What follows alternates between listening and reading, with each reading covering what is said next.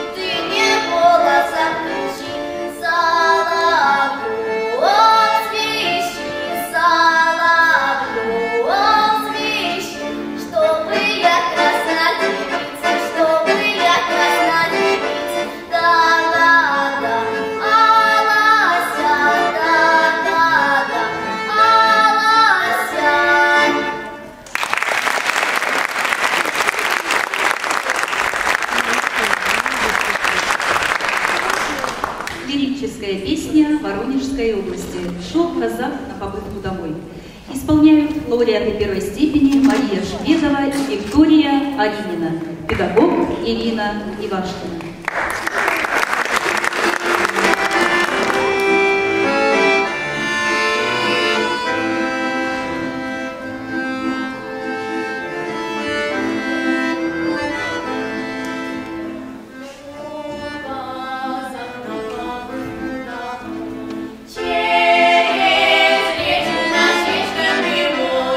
Oh